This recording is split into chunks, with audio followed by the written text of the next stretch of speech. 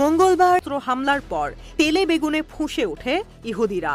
একাধিকবার তেহরানকে হুঁশিয়ারি করে নেতানিয়াহু সরকার, জানায় এর চরম খেসারত দিতে হবে ইরান সহ গোটা মধ্যপ্রাচ্যকে।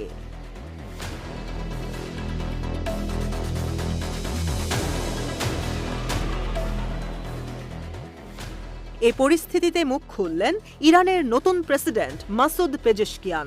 কাতারের রাজধানী দোহায় এক সংবাদ সম্মেলনে সংস্কারপন্থী এ নেতা বলেন, ইসরায়েল যদি পাল্টা হামলা করে তবে এর জবাব হবে আরও ভয়াবহ। বিষয়টি নিয়ে খবর প্রকাশ করেছে তুরস্ক ভিত্তিক সংবাদ মাধ্যম আনাদুলু।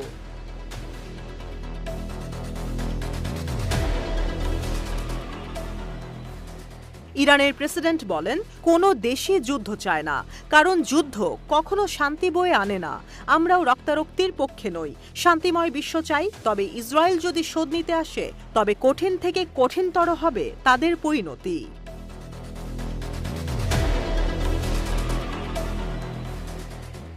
ইরান যতই চায় বিশ্বে শান্তি ফিরে আসুক, ইসরায়েল হাঁটছে এর উল্টো পথে।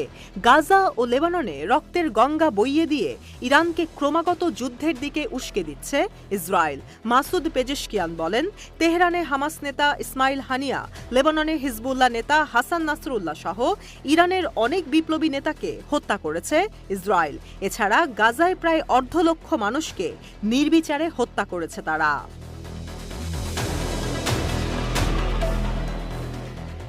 এছাড়া গেল সেপ্টেম্বরের শেষের দিকে লেবাননেও তাণ্ডব চালিয়েছে ইসরায়েল। প্রাণ কেড়ে নিয়েছে প্রায় 1000-এর অধিক মানুষের। ইসরায়েলের ছোড়া গোলাবারুদে আহত হয়েছে কমপক্ষে 3000।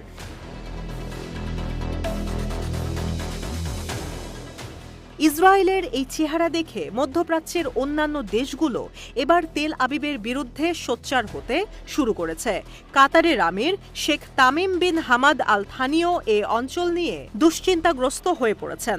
তিনি বলেন, মধ্যপ্রাচ্যের সংঘাত এ অঞ্চলের সব বাসিন্দাদের জন্যই উদ্বেগের, তাই পরিস্থিতি শান্ত করাই আমাদের প্রথম চাওয়া।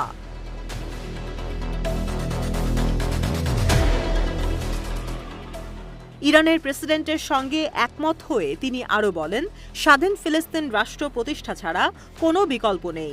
জেরুজালেমকে রাজধানী করে স্বাধীন ও সার্বভৌম ফিলিস্তিন রাষ্ট্র প্রতিষ্ঠাই এ সংকট সমাধানের একমাত্র উপায়।